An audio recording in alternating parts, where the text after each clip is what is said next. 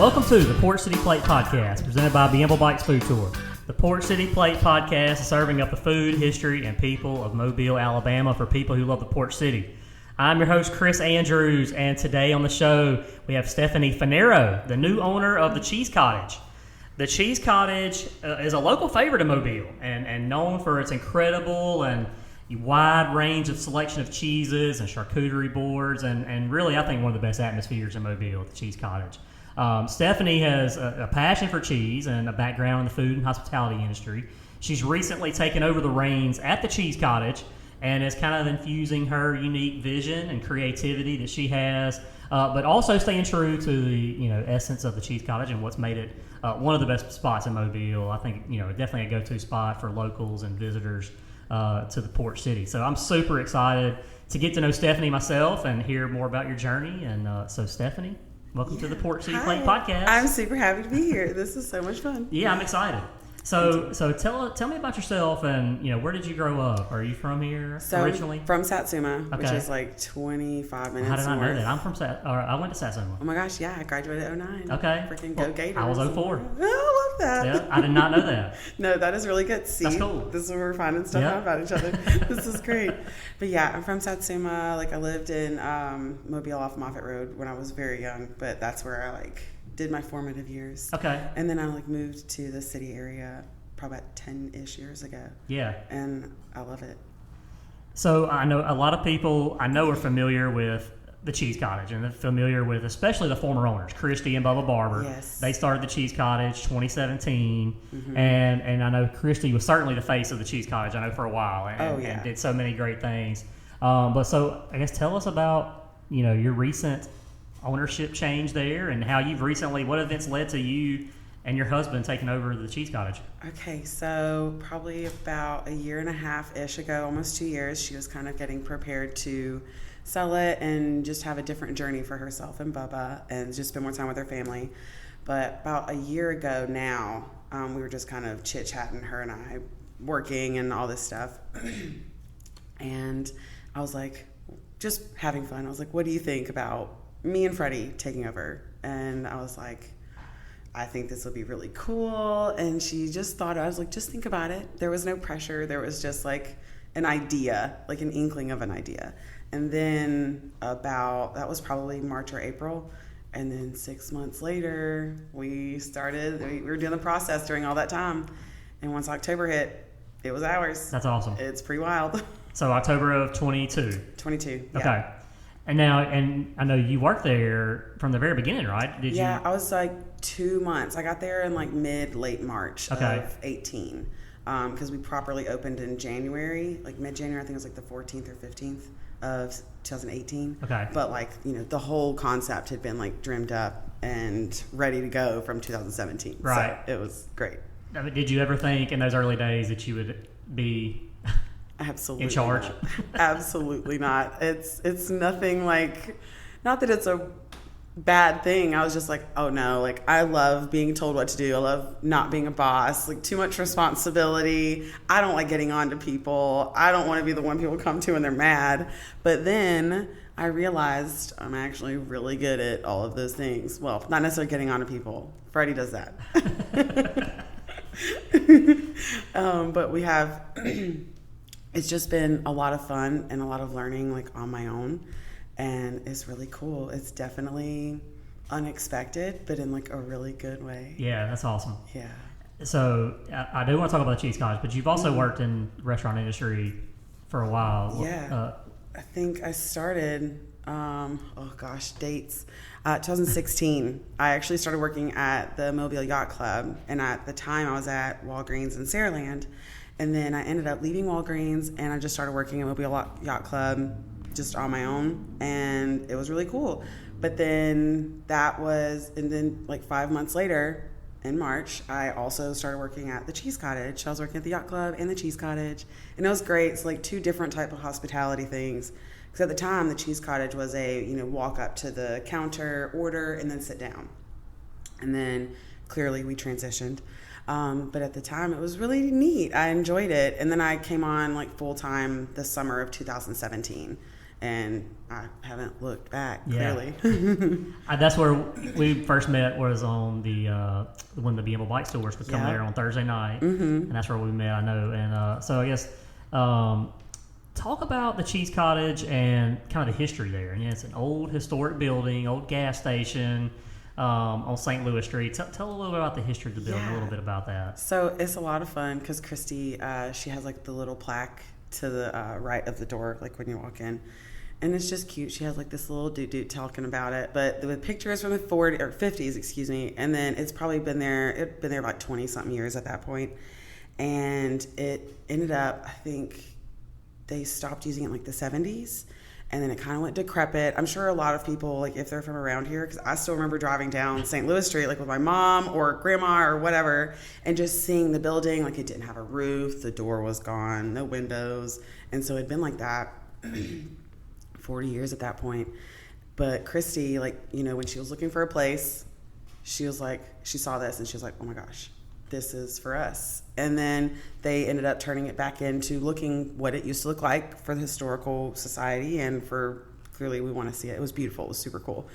And excuse me. And yeah, it's been really neat. Yeah, like just learning. If we have listeners that are outside of the area, I mean, for sure, the Cheese Cottage is not, that's not just a, you know, it's not just a name. It really, when you see the outside of the building, I mean, it looks like it's a proper cottage. A cheese cottage, yes, it does. And that's what took Christy. She was like, yeah, give me this. I want that. And they're so neat because there's no other buildings in downtown Mobile really like it. But that was what was really cool, speaking about the history, is like the Pure Oil like franchise. It's all around the States. And they really just kind of made it to where it looked like it fit in with the neighborhood, rather than making it like some big gas station, like all of our Shells and Chevrons and stuff like that. But yeah, it's really neat. And I'm like, yeah, this is our little cottage. We look really cool. Where did you get your, what inspired your love for cheese when you started working there? So I've always been a little cheese, cracker, ham girl. I was at my aunt's house when I was like 7. I still remember like sitting there. She'd bring me a little plate on my little tray and we're just eating together. And then lo and behold, here I come like 20 years later, and I just started to fall in love with all of the really cool aspects of it, and learning that it's not just ham, Kraft cheddar cheese, and Ritz crackers. It is a whole lot more and a bigger world out there for Those it. are the cheese boards I grew up on too. Oh man, it's so great. I'm like, look at us now. We just have fancy cheese boards, and you know where we started. But it's just so fun because there are like certain bits that I enjoy, and then I'm just still finding all the things that I love about it, because cheese is neat. Sometimes there's chocolate in it, and sometimes there's mold in it, and it's all edible. Yeah. So I know at one point you left the Cheese Cottage and you moved to Ireland. Yes. So what went into all that? What happened there? So Freddie needed to leave for work reasons, and it was probably summer of 2019. And we ended up, he left a couple months before me, and then I left in October of 2019. And it was clearly a few months before the pandemic.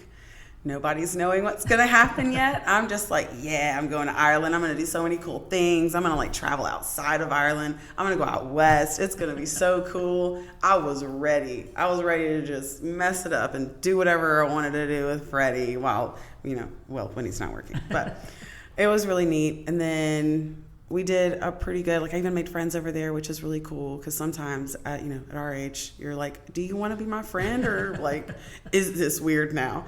So anyway, I did some things, went out into the city, which was really cool. I got to go to some of the cheese shops, and it was just really nice because, it's all European and kind of older over there. So you just feel comfortable, and you're like, this is what's up. That's cool. I love this. Yeah. Now, Freddie, he's from Ireland, right? Yes, okay. He is. And he's from Dublin. Okay. So that's where we stayed out there. It was really neat. He actually, there's like a peninsula that we lived on, and it's called Hoth.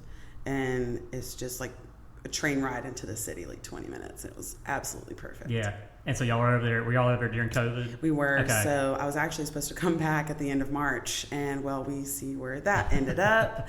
But it was a lot of fun. So we stayed there, and it really wasn't so bad because where we were, there was cliffs everywhere. So we were just able to walk together, and we stayed like in like they're just little area where all of the fish markets are and stuff like that. So like it was perfect. Like all we had to do was just walk to the shops, and it was wonderful. That's cool. Yeah, it was really cool. I do miss it like all the time, but we're slowly becoming a place where even if I'm just at work, I can walk to the shop or walk to a bar or something like that, and it's really nice. What do you think sets the Cheese Cottage apart from some of the other restaurants in Mobile? Because it really is unique, like I said. But it is. What do you think is the main thing that sets it apart? So I think one of our things that sets us apart is probably the experience that you get with us. Like, we're not just running in and just dropping the food off. We're there to, and not that everybody does that here, don't get me wrong, but I mean, like, we're in the service industry for a reason. We're really just wanting to make sure that everybody has a good time with us, and I want the experience when you leave to be a good one. And clearly that's why all of us are doing this, and we want to feed people good food and with quality ingredients and with sometimes smiles on our faces. Sometimes we're just running around with our little heads cut off like tiny chickens, but it's still, regardless of what is happening, I think our service and the experience that you get with us is probably like my favorite bit of it. Right. Because it's somewhere that I want to be, and it's somewhere my employees and coworkers want to be, even when they're not working. And I think that's probably like the biggest tell for me is whenever they're like, hey, you know, I'm going to come up here for dinner, or I'm going to come up for lunch on the day that I'm off, or I'll be here for brunch, I'll see you tomorrow. It's just small things like that, you know, like, because Lord knows we get on each other's nerves every single day. But it's the love that we do have for each other. And I'm not going to use the term we're a family because that's so used up in such a, you know, big box term. I'm like, nah, we're just around each other and we love one another. I'm ready for it. Like the future and everything that they have to give to each other and to me. Yeah, that's awesome. Yeah, you were right about your staff. They're always so friendly. Everybody's always so friendly. I'm going to come after them, I think. Now, how many different types of cheeses do y'all serve? On a daily basis, we probably serve around 20, 25, depending, because we have people that come in and they're like, oh, well, I like this cheese. And we're like, right on, I've got that. So let me get that for you. Sometimes like that happens, or we just have our cheese case out front and we do our best to kind of keep it stocked, all the different cheeses, you know, like cow's milk, goat milk, sheep's milk, sometimes all three in one. And it's just really nice. I like all the different cheeses that we have, and we have samples too, like in our little cheese case. So if someone's like curious, or they're scared, or they're like, I have no idea what's going on in here, help me. I'm like, all right, let me do this. I've got you. We can. I didn't know that. I didn't know about the samples. That's good to know. Yeah, and it's just, you know, just a cute little thing in a ramekin. We're like, here, you go, have some. What kind of process goes into that, as far as, you know, what kind of cheese that you use and where you source it from? Like, what is? I'm kind of ignorant about that. So what? That's okay. What is the process that goes into that? So originally, Christy and Bubba, whenever they were kind of starting things up, they would travel to like Wisconsin and other places to like speak to the makers and just kind of be a part of it. And then she kind of passed down a lot of that knowledge to me. And then while I was gone, for like the year and a half that I was gone, our employee Rose, she's kind of taken over what cheeses we get. And then we all we'll have customers ask for stuff, and that kind of plays into our choices. But I think the biggest thing is that Christy did start something, and we still have a lot of the same recipes and sandwiches and things that her and Bubba and originally our kitchen manager Austin, they created and made the Cheese Cottage what it is. So like I've kept a lot of good things because they're delicious and they're good and they make us who we are.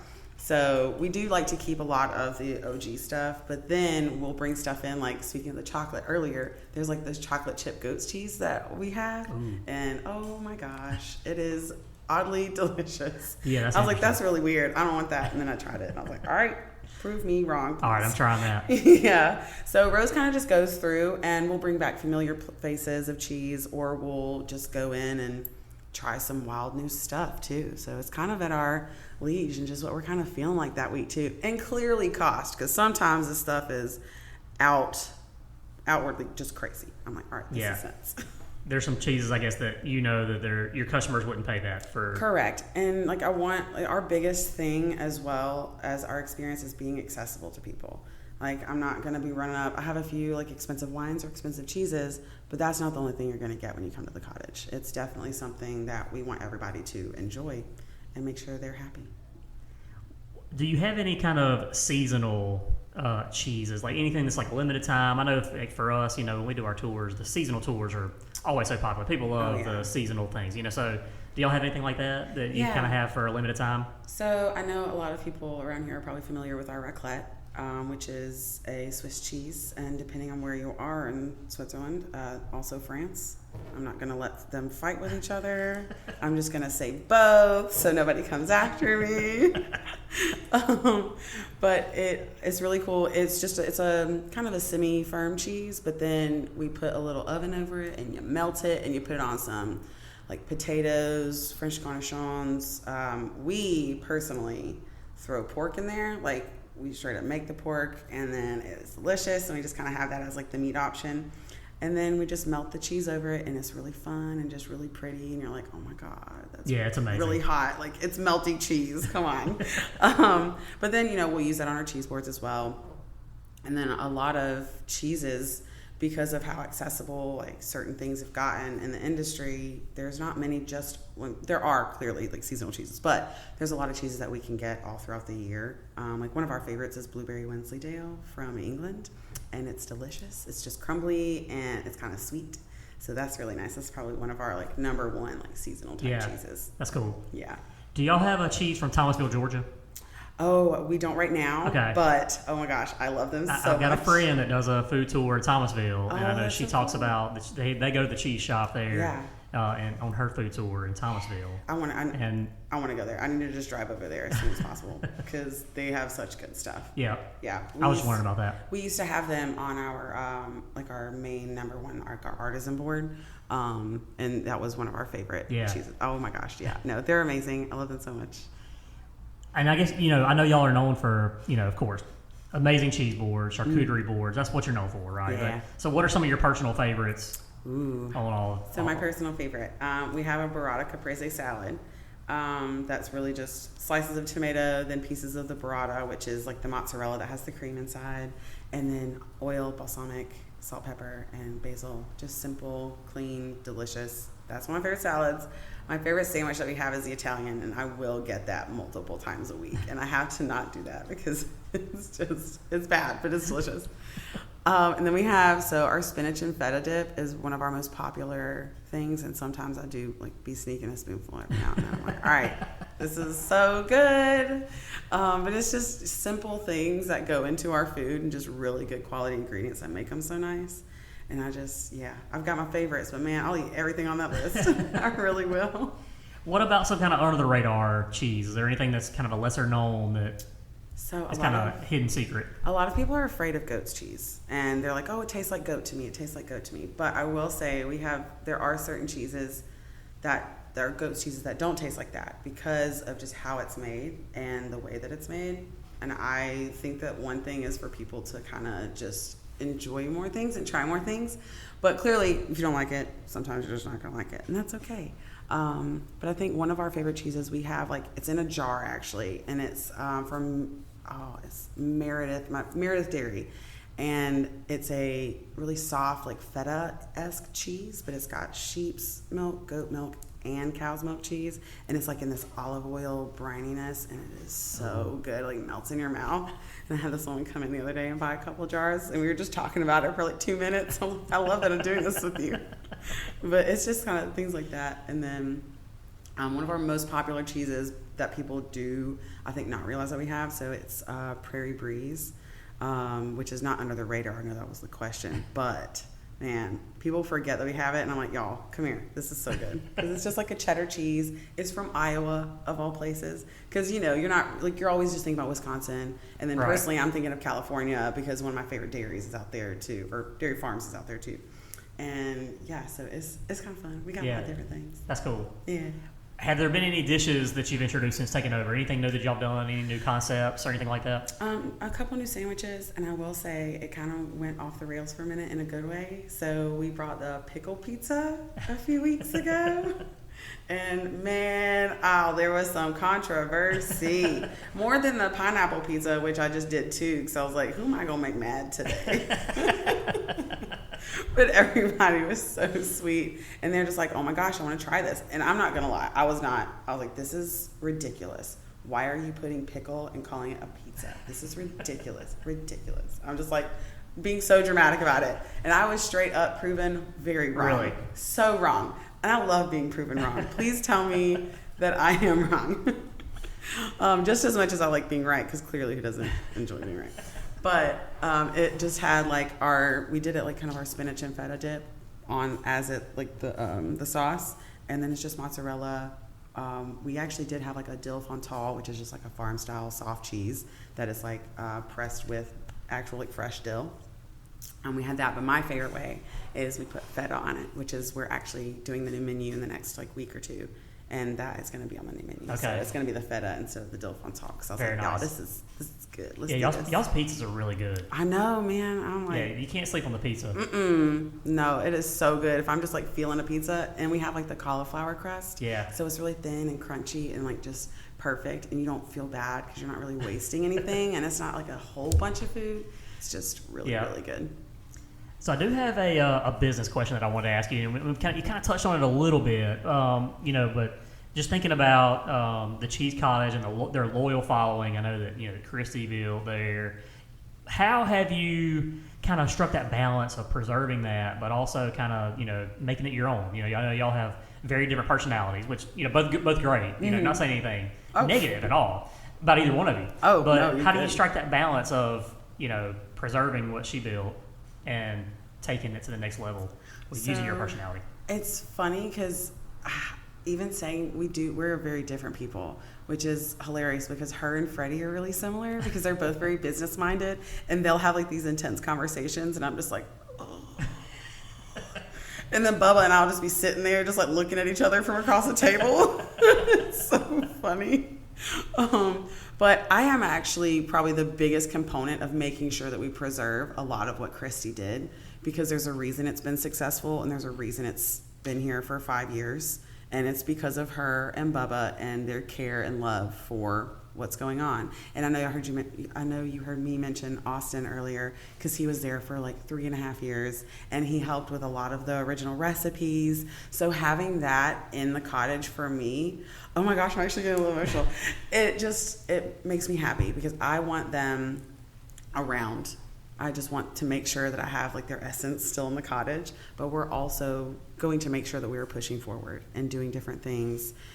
But the fact that I still have people coming up and being like, oh my gosh, do you have this? And I'm like, oh, I'm so sorry. Like we change our menu every 6 months. Sometimes we'll keep stuff, sometimes we will not. And sometimes we'll bring things back just because why not? Right. Like, it was good. We're trying new things. We know what other people enjoy.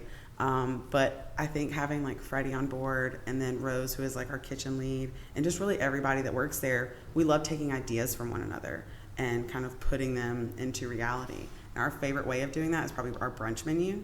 So like we tried one of our newest guys that started working with us, Kevin. He came to us like with this cold soup recipe in salmorejo, and it's just like a garlic, olive oil, tomato soup base, and it is so good. And it's just like simple things like that, and then we'll just put clearly we're going to add our little spin on it. So like we'll put bacon jam, and we have like a little egg on it, and then just top it off with some Spanish cheese to coincide with everything, because things taste better when they're with the thing that they're from. You know what I'm saying? So I think that's one of our favorite ways of being creative is our brunch menu. Sometimes people are like, oh my gosh, what's that? But I'm like, no, come on now. Y'all be a little more excited. Y'all love this. We love food. That's why we're all here. So I think those are my favorite ways of just like preserving it, but also trying to make sure that we're moving forward and doing newer, cooler things. Right. And I love it. What about your staff? I know you mentioned some of your staff that you have and the smiling faces that they always have. Oh how do you handle it? Have you been the one that's kind of doing the hiring and the building of your team? So it's been both. Freddie and I have taken over on different aspects. So like if I'm doing something or I'm busy, he's coming in and interviewing, or he's just making sure that everyone new is feeling comfortable. So it's definitely been back and forth with us. Like we're both doing it, and we've only hired a couple of people. We haven't really had to do too much, but we've gotten busier, and clearly we're in our busy season now because it's wonderful outside. Yeah. So we've kind of just made sure that we're not putting too much on one or the other, And so I really enjoy that. And I think that's the best part about having a partner with it, is that you don't always have to be the good guy, but you don't always have to be the bad guy either. So it's a huge change for me.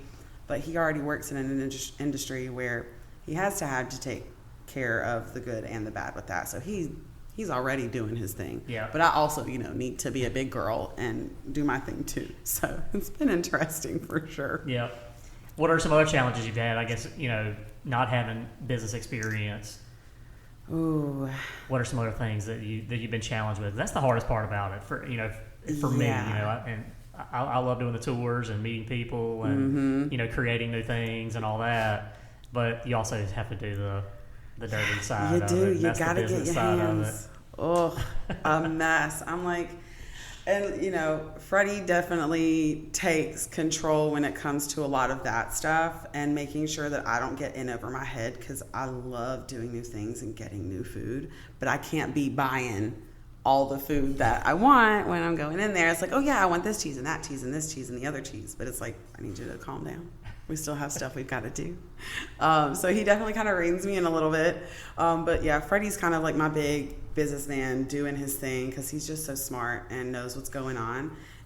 But we also just kind of balance each other out with that, because, we are one and the same. We're like, no, we want to talk to people and we want to make people happy. I don't want to do any of the dirty work. Leave me alone. Yeah.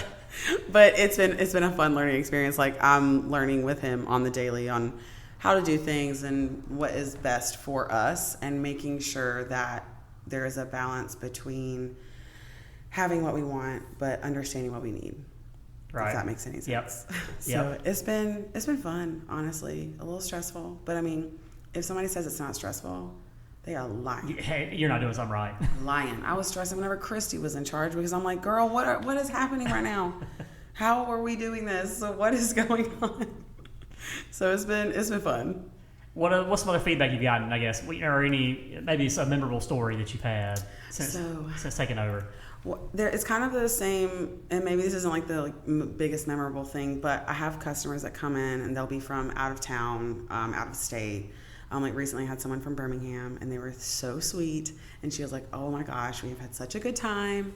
If there was anything like this in Birmingham, it would just go off. And I'm like, you know what? I feel you. I would love to be in Birmingham. I love Birmingham. It's so cool. But I'm like, man, it's 4 hours away. But like, that's kind of one of the things that makes me really happy. People are like, oh, this would do so well here or there. And I'm like, man, thanks. Because clearly we're doing something right for them to enjoy themselves so much. And, it does that does fall in line with like when you're out of town, things are definitely like way cooler just because you're not from there. But I definitely think there's a part of us that's like, nah, like this would definitely do something. Yeah. And so whenever people take the moment to tell me that, it means a lot. Right. Because like clearly we're doing something right. And then I think my favorite thing is whenever people come in and they're like, this is our favorite place. I love being here. I come here all the time. And I'm like, yeah, girl, I know your name, your mama's name, your daddy's name, your grandma's name. I love it. I'm like, please, like, be a part of us. That's exactly what I know y'all get a lot of regulars. I know. Yeah, it makes me so happy because, like, it's just cool. You're like, right on. This is the thing that I'm doing that people love and just keeps them coming back. Like, and it's like a group effort. Like, I've got 15 people doing something so right, and we're just killing it. Yeah. And it's awesome. That's cool. Yeah. It is. How do you keep your employees, I guess, trained on what cheeses you offer, how it pairs well with different wines and things like that? How do you keep everybody up to date on all that? So we're actually soon going to be doing like a class, but for my employees, like they're just gonna we're gonna have like 5 different cheeses or however many different cheeses we end up choosing, and then some wines as well, just to kind of have them on their own, and then we'll also pair them together. Because I know some people might be familiar with like our wine and cheese classes that we've had in the past. So I'm going to do that for them because they deserve to know exactly what's happening. And really, anytime we're cutting cheese as well, we're like, hey, try this, try this, try this. And I love whenever they don't like something because they're the most dramatic group ever. They're like, oh my God, this is the worst thing I ever had. And I'm like, I'm pretty sure that's not true. But it's just really fun because you're all just kind of trying new things together and seeing what things taste like on their own and just seeing there's some things that everyone loves, and then there's some things that everyone absolutely hates. And I'm like, okay, that's fine. That's all right. But yeah, I try to make sure like we do tastings, and we'll do, we like have our house whites and reds that kind of circulate through the weeks. And then I'll let them taste that, or I'll tell them to taste. I'm like, here, do this because you need to know what it's like. So it's just kind of like that. We just kind of go with it as it comes along. And a lot of them know what some of them taste like already, because we'll just drink on our own when we're there as well. Right. Like we'll just pop over after we're done with our shift. And like, all right, guys, I'm going to go sit down while you're working and drink wine. So it's a lot of fun. I enjoy it. And like sometimes I'll just pop a bottle and be like, all right, let's taste this. Yeah. Let's figure out why this tastes like it does and what this tastes good with. So it's nice. It's a fun experience. Yeah. Too. Yeah, that is good. If you've got your employees hanging around after their shift, you know that you're doing good. I know. I'm like, thanks, y'all. This is cool. You mentioned the brunch, and do you have any other upcoming events or anything new coming up? So that you want to tell our customers or tell our listeners about?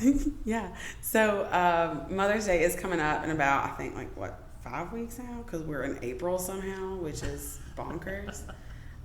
So we're going to be doing reservations for that. And then our goal in the next 2 weeks is to put back together our classes. And I don't know if you were familiar, but we had our Italian wine and cheese, Spanish wine and cheese. We had a U.S. wine and cheese. And that was actually the first class that I did all on my own. Christy was like, you got this. And I was like, what? No, I don't. And then I did, and it was super fun and very cool, because I had friends that came, and they just, having that support too made me feel really cool. I was like, yeah, this is it. But we're hoping to bring those back and just kind of do things. We are going to do a beer and cheese pairing class with Old Majestic next door soon.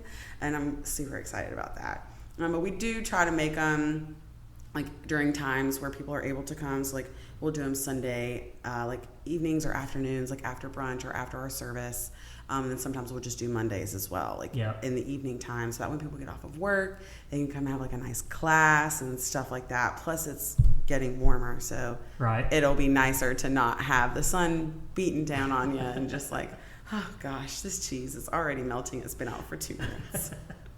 I didn't get a chance to go to any of the classes. I don't know if Laney did or not, but we tried to go one time, and I know it was sold out. Oh yeah. The time I tried to buy tickets, I know they would always sell out fast. Oh my gosh, it would happen so fast. I'll post about it, and then literally a day later, people are calling. They're like, "Do you have this?" And I'm like, "I'm so sorry." You have to max it out. I know. I was like, "Look, you gotta come quick. I got a limited space, limited people."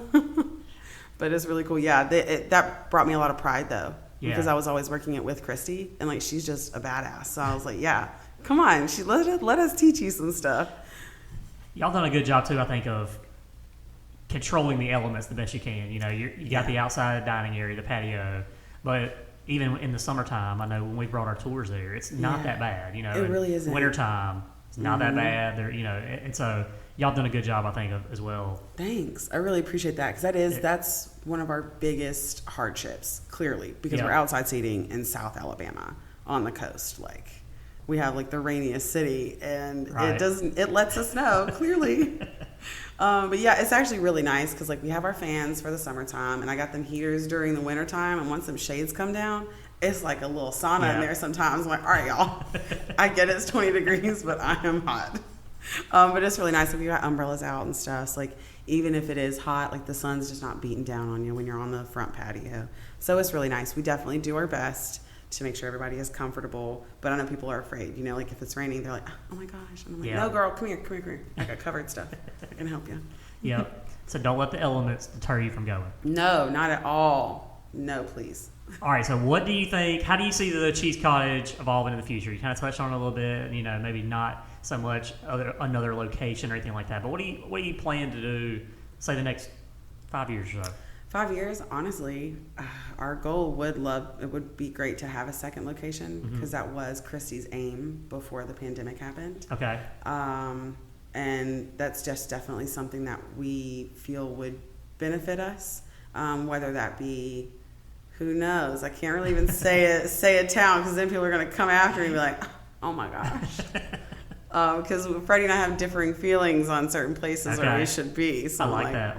But it's a lot of fun, and I think that might be what our biggest thing will be.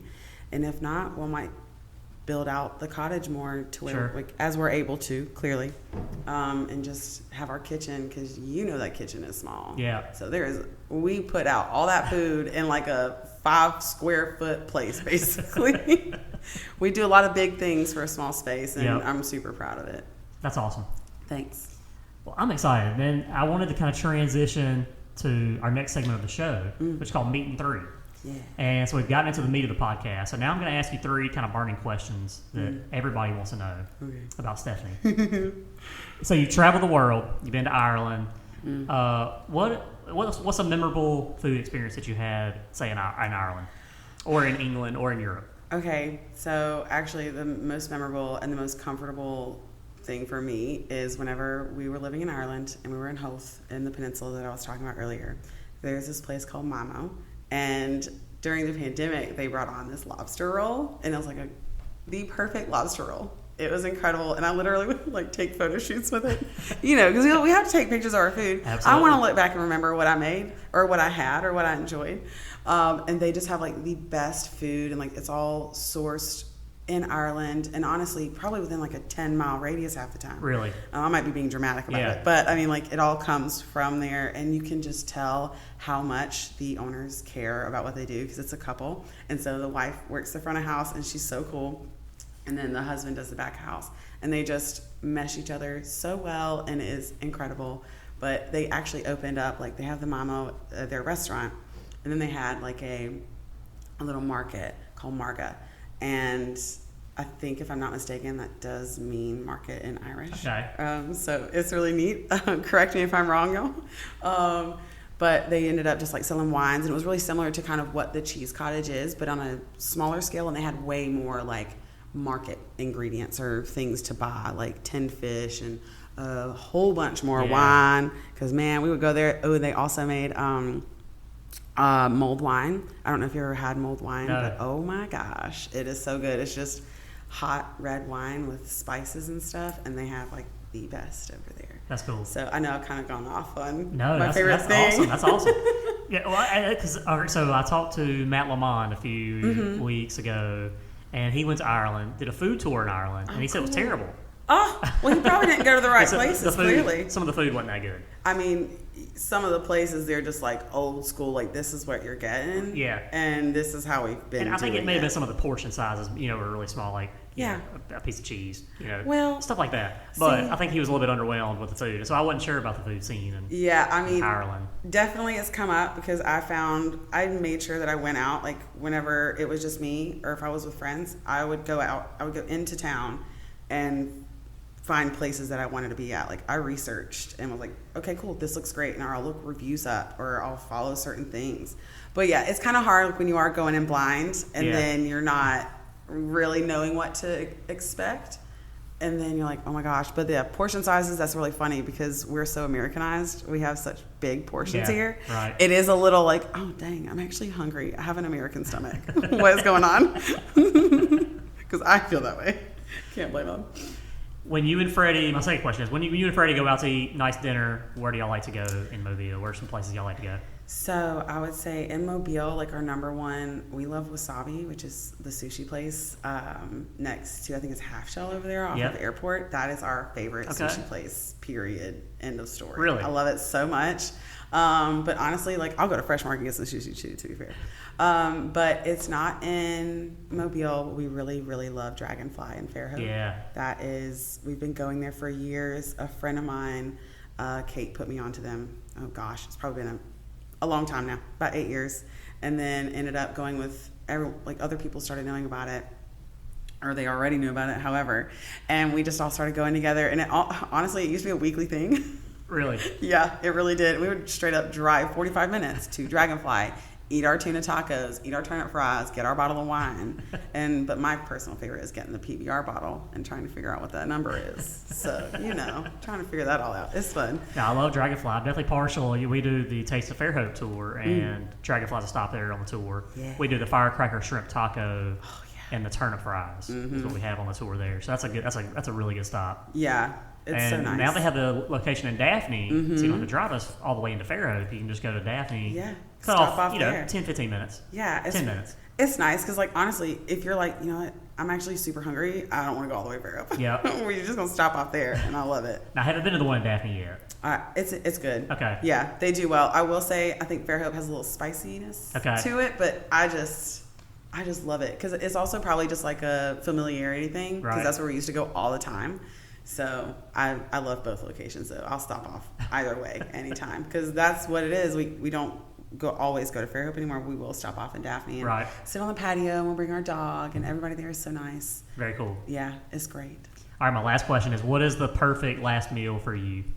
Oh, so the Haberdasher Smash Burger. Really? Yeah, I'm so serious. It is so good. Like, pretty much everything on their menu is amazing. What all is on the Smash Burger? So they have like their special sauce. They've got charred red onion, lettuce, tomato. I'll always add the cheese and bacon because if you're gonna get a smash burger, I need the cheese. I need the cheese and I need the bacon. For sure. So all of those things come on it, and it's just so good. And then I'll get the green beans, and then generally they have like something sweet that they make, and I just try to get that too. Yeah, Haberdasher is that's an under the radar food spot. That's my favorite downtown place. So back to the question that you just asked me, if we are going to go somewhere, I'm always going to be like, I want to go to the Hab. I want to go to the Hab because they make the best martinis and drinks in town too. So I'm like here for it. All right, last segment of the show is called Chris's Dishes, and this is where I talk about the best dish that I've had in the last week. And then I'll turn it over to you, and you can talk about maybe the best dish you've had lately, or within the last week, or however long. Cool. I was gonna change it up a little bit this week on mine. Mine was actually a drink. So I had the new spring menu at Knucklebones. Oh. Knucklebones, the coffee shop, which is right beside our studio here in downtown Mobile. 202 Government is where they are. We're at 200 Government, but they've got a spring menu. I had the perennial latte, and it had espresso milk, and it had a floral syrup, and it had some edible flowers on top. So I mean, it was really frou-frou as far as the look of it for something that I would drink. Yeah. But man, it was really, really good. I love that. Just looking at some of their other spring menu items, it was pretty phenomenal. So that's kind of what I would recommend. And they've also got one coffee that you can get. I can't remember exactly which one that one was, but it came with like a glass that you can take home. Oh, that's so a little cute. Souvenir glass, it's like it's nice for Mother's Day. Yeah. Anything like that. So that's something to keep in mind.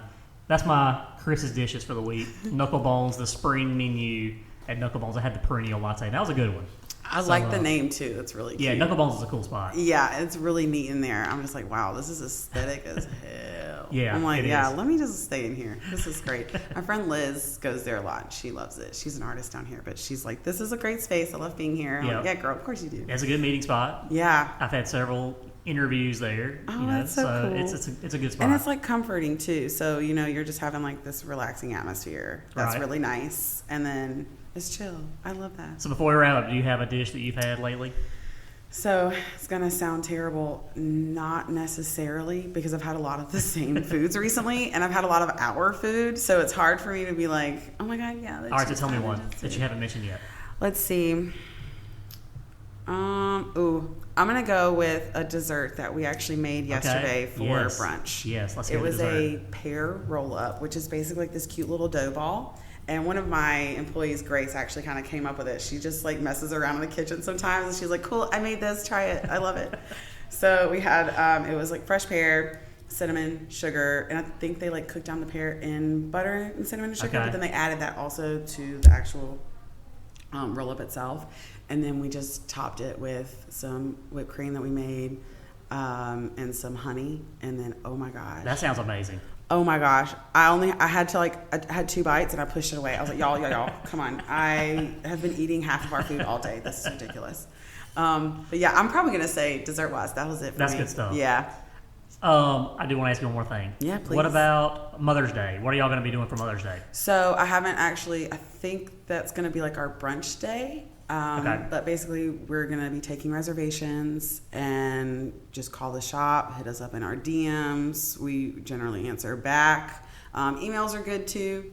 But we just try to make sure that everybody's happy because we love Mother's Day because we love moms. Yep. So it's pretty great. This episode will drop, I think, April 14th. So, you've got about a month, almost exactly a month, to get your Mother's Day plans out. To get them all out there. And you definitely got to include the Cheese Cottage in your Mother's Day weekend itinerary. Oh, yeah. Come on to us. All right, Stephenie. Thanks so much for coming on the this podcast. Was so it's been great. Fun. Yeah. Y'all go check out Stephenie. It's St. Louis Street, St. Louis and Dearborn Street. Mm-hmm. The Cheese Cottage. You can't miss it. It's a great place, and I don't just say that just because she's here. It really is one of the coolest spots in Mobile. So I'm super excited that Stephenie joined us on the show today, and I appreciate everybody listening. Thank y'all for listening to the Port City Plate podcast, and thanks for all the listens and the reviews. I know the last few episodes we've had have been some of the best ones, the most listened to. So I appreciate everybody listening and getting the awesome feedback. So y'all keep it up. Thank you so much for supporting the show. And please subscribe to the Port City Plate podcast. And we'll catch you on the next episode.